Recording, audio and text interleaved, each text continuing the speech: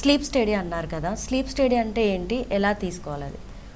అంటే ఇప్పుడు దాన్ని 2-3 రకాలుగా ఉన్నాయి. ఇప్పుడు మనం చాలా వరకు ఈవెన్ చిన్న చిన్న డివైస్లో కూడా వచ్చేస్తున్నాయి.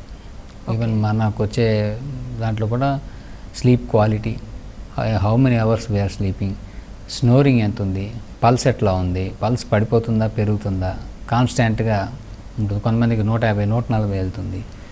అలానే హార్ట్లో వాళ్ళకి అదే హార్ట్ రిథమ్ ఎట్లా ఉంది, ఎరిథ్మియాస్ వస్తున్నాయి, ఆక్సిజన్ ఎంత పడిపోతుంది, ఇలాంటివన్నీ సాధారణంగా ఇప్పుడు చిన్న చిన్న ఫింగర్ డివైసెస్ కూడా వచ్చేస్తున్నాయి. సో వాటితో తీసుకొని డౌట్ ఉంటే మనం ప్రాపర్ స్టడీ కూడా చేసుకోవచ్చు. కొంతమందికి వాచ్ ప్యాటర్న్ అని ఇప్పుడు చిన్నది ఫింగర్తో వచ్చి వస్తుంది, దాంట్లో సాఫ్ట్వేర్ ఉంటుంది.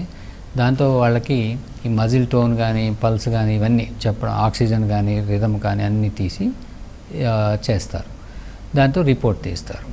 వీటన్నిటికి మించి అసలు ల్యాబ్లో ఏంటంటే స్లీప్ స్టడీ అన్నీ చేస్తారు. పాలిసామ్నోగ్రఫీ అంటారు. ఈ పాలిసామ్నోగ్రఫీ అంటే రకరకాల పారామీటర్స్ని నిద్రపోతున్నప్పుడు దాన్ని రికార్డ్ చేస్తారు. దాన్ని పాలి అంటే చాలా రకరకాలు, పలు రకాలు.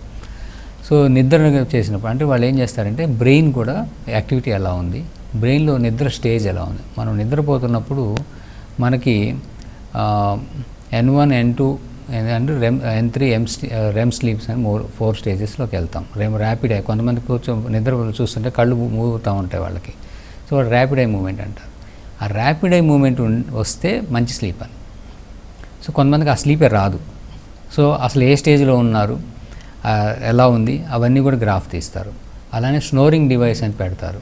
సో నిద్ర గురకొస్తుందా లేదా అది కూడా మనం నిద్రపోతున్నప్పుడు రికార్డ్ చేస్తారు.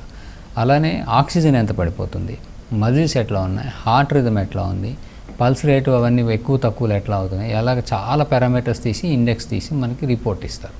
దీన్ని పాలిసామ్నోగ్రఫీ అంటారు. దాన్ని బట్టి మళ్ళీ చూసుకొని ట్రీట్మెంట్ చేయాల్సి ఉంటుంది.